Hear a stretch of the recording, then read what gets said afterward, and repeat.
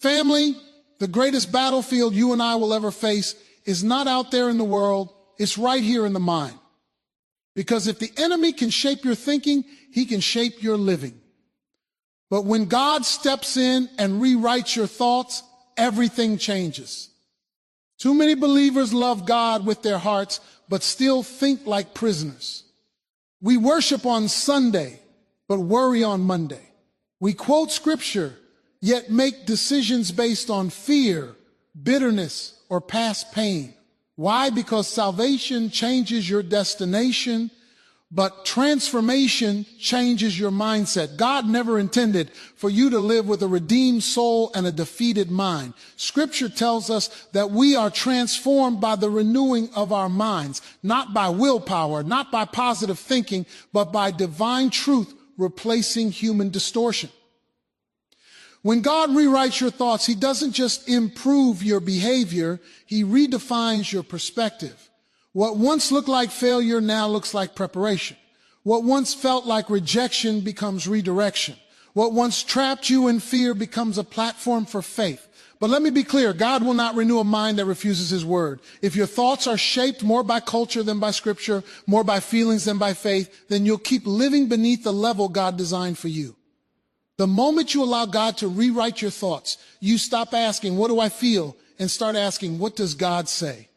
And when God's truth takes authority in your thinking, peace replaces confusion, discipline replaces chaos, and purpose replaces pressure. So today, the question isn't whether God can rewrite your thoughts. The question is whether you're willing to surrender the pen. Every meaningful battle you will ever fight starts long before it shows up in your behavior. It begins in your thinking. Long before a decision is made with your hands, it has already been approved by your mind. That's why the struggle you feel so intensely isn't always about your circumstances. It's about the interpretations you attach to them. What you believe about what you're facing determines how you respond to it. If your thinking is off, your living will be off, no matter how spiritual you sound or how sincere your intentions are. The enemy understands this better than most believers do. That's why the attack is rarely frontal. It's subtle. A suggestion here, a doubt there, a quiet whisper that says, God won't come through this time, or you failed too many times for this to change. Those thoughts don't arrive announcing themselves as lies. They show up dressed like logic, experience, or realism. But once they take root, they begin to shape your expectations. And eventually your actions follow your expectations. You can't consistently live beyond the level of your thinking. If your mind is trapped in fear, your faith will be limited. If your mind is stuck in the past, your future will always feel out of reach. If your thoughts are governed by insecurity, even God's blessings will feel like pressure instead of provision. That's why the battlefield is the mind, because whoever controls your thinking controls the direction of your life. Many people assume that spiritual maturity is measured by how much scripture you can quote or how active you are in ministry. But true maturity shows up in how you process pressure. When adversity hits, your first thoughts reveal who's really in charge. Do you default to panic or prayer? Do you assume defeat or expect God to move? Those reactions aren't formed in the moment. They're rehearsed in the mind over time. What makes this battle so intense is that thoughts feel personal. We tend to trust them simply because they come from within. But not every thought deserves agreement. Some thoughts need to be challenged, confronted, and replaced. Just because a thought is familiar doesn't mean it's true. Just because it's loud doesn't mean it's right. If you never question your thinking, you'll unknowingly cooperate with ideas that sabotage God's purpose for your life. The mind also acts as a filter. Two people can experience the same situation and walk away with completely different conclusions. One sees an obstacle, the other sees an opportunity. One feels abandoned, the other feels refined. The difference isn't the event, it's the mindset interpreting the event. That's why changing circumstances without changing thinking only creates temporary relief. The pattern repeats because the lens never changes. This is why emotional cycles feel so exhausting. You promise yourself you'll respond differently next time, but when the pressure returns, so does the old reaction. That's not a discipline problem. It's a thinking problem. Until the internal narrative changes, the external behavior will always revert. You don't break cycles by trying harder. You break them by thinking differently. The mind is also where identity is either reinforced or distorted. If your thoughts constantly remind you of who you used to be, you'll struggle to walk in who God says you are now. If you think like a victim, you'll live defensively. If you think like someone redeemed, you'll live boldly. Identity-driven thinking determines confidence, endurance, and obedience. What makes this battlefield unavoidable is that you carry it everywhere. You can change locations, relationships, and routines, but you can't escape your own thoughts.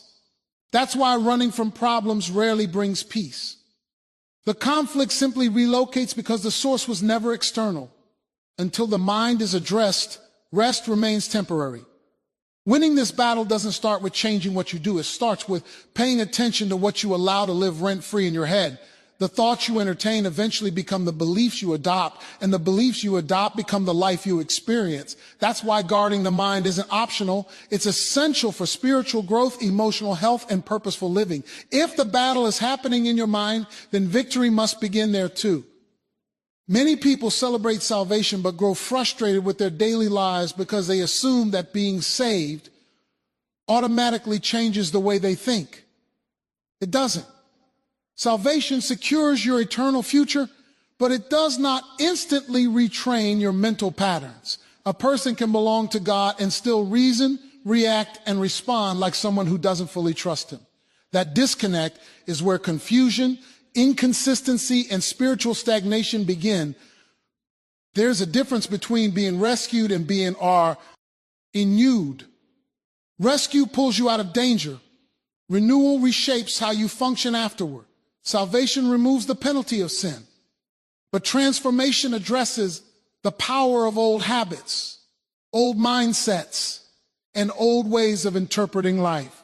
Without transformation, you end up with a redeemed heart trying to operate through an unrenewed mind, and that tension creates frustration.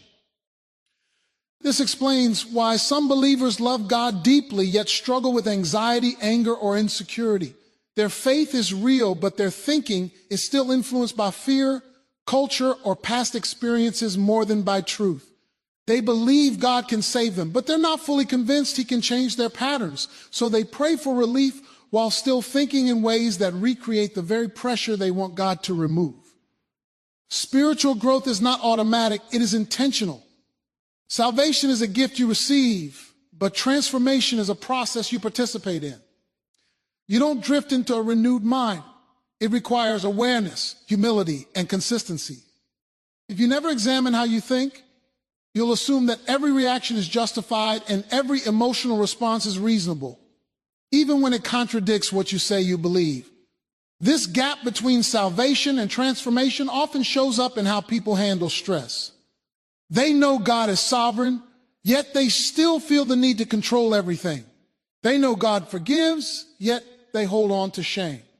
They know God provides, yet they live in constant worry.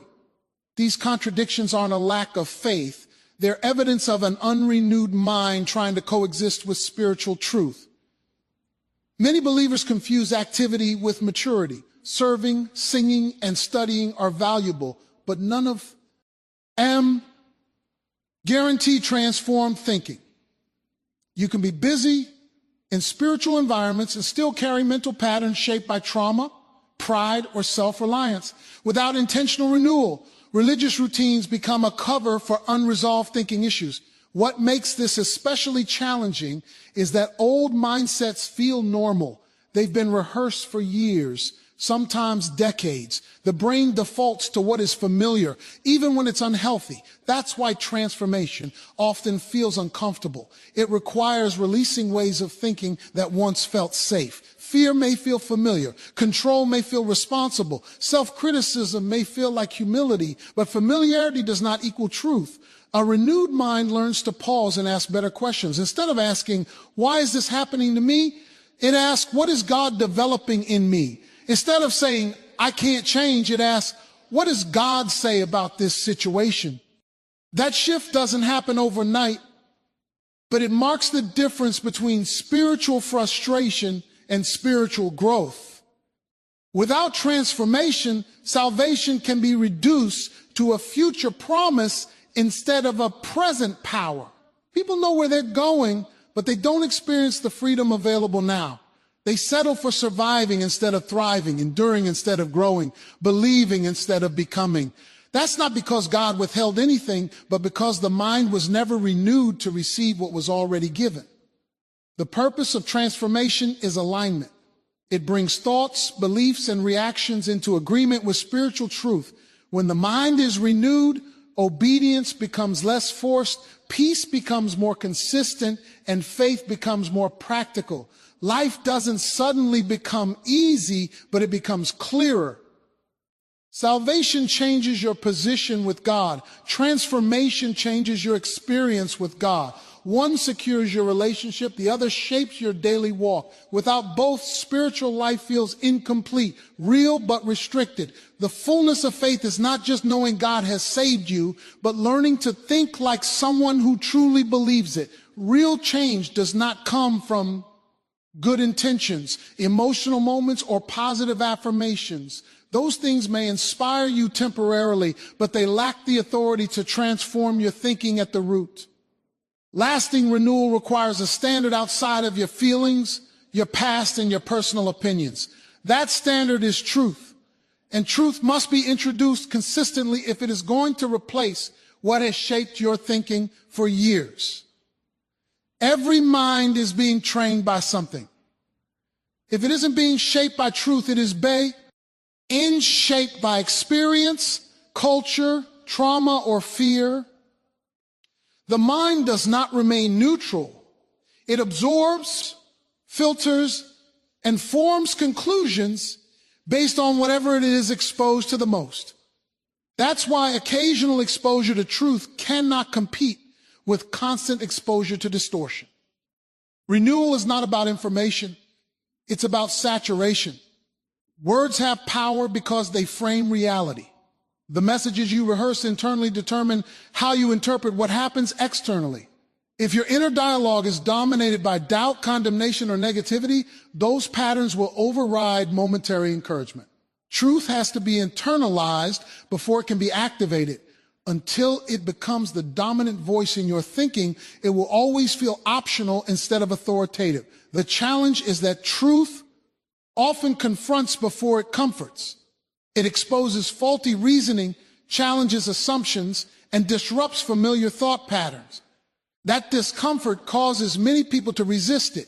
They prefer thoughts that validate their emotions rather than truth that corrects them. But correction is not rejection. Truth does not shame you for where you are. It invites you to grow beyond it. Renewal requires repetition. Just as harmful thinking develops through repeated exposure, healthy thinking develops the same way.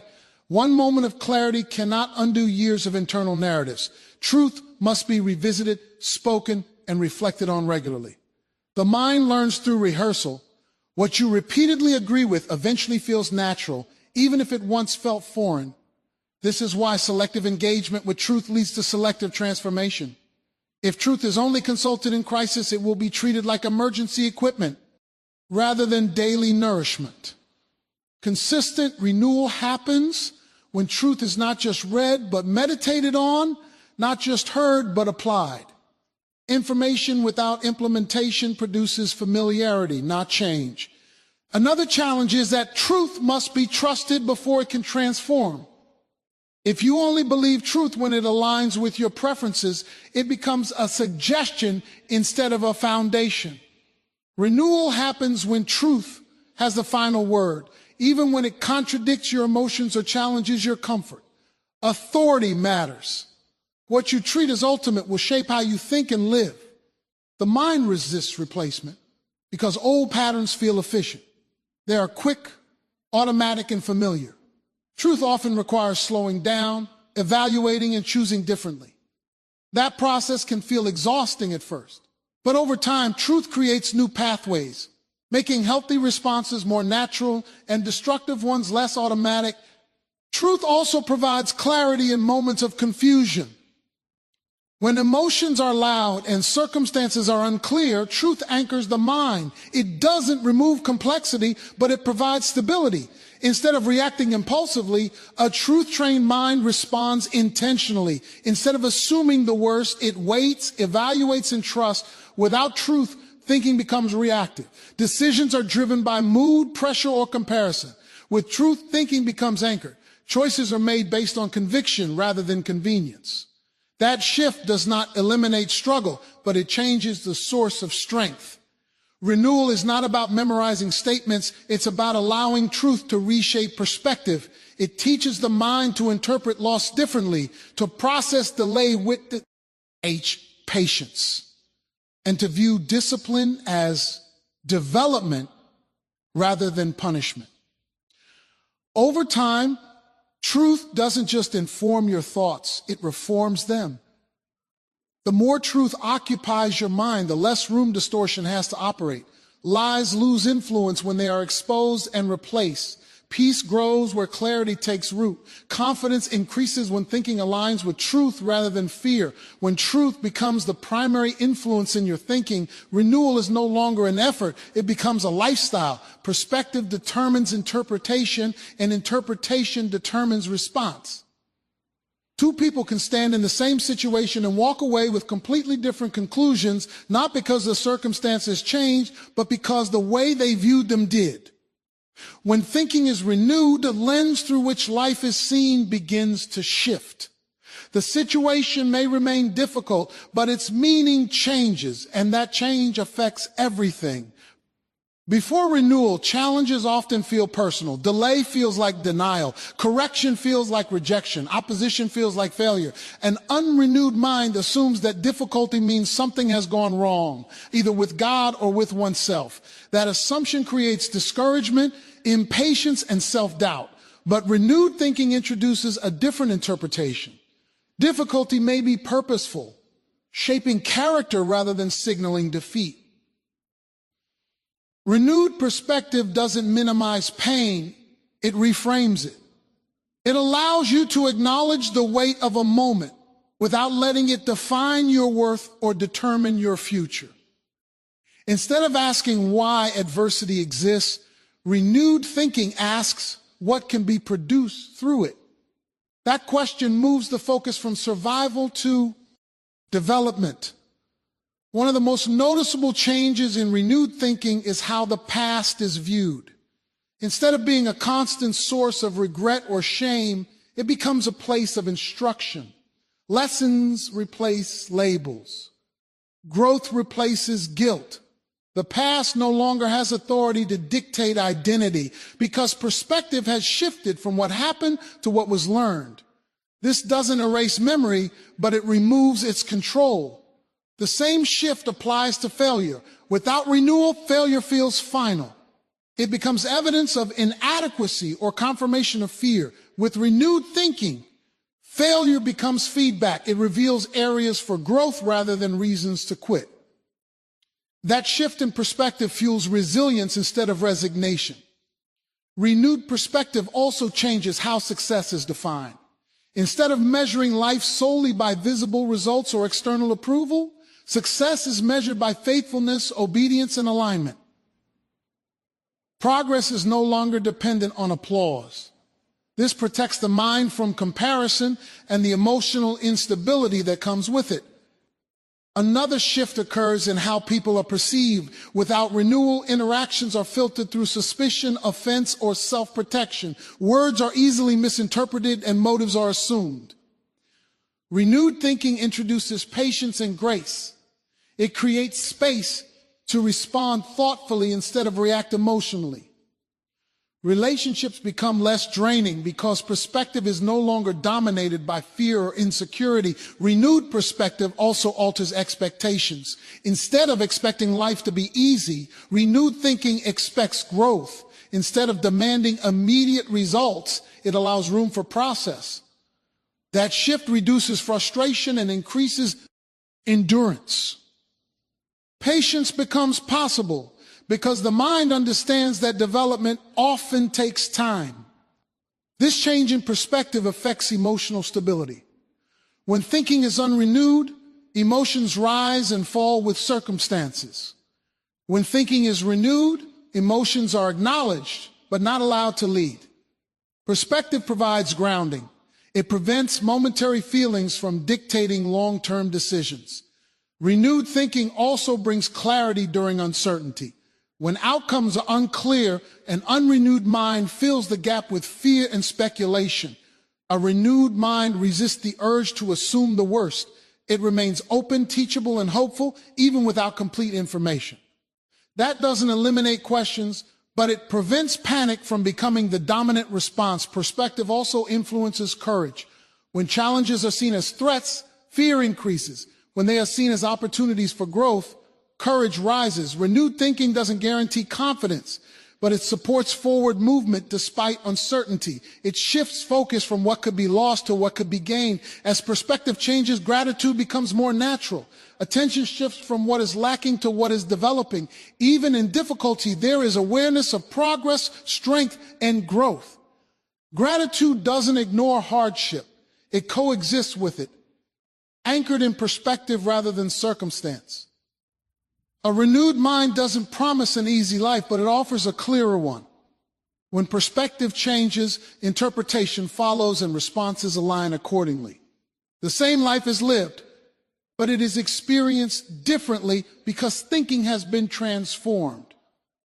Transformation always begins with surrender because UE change requires releasing control.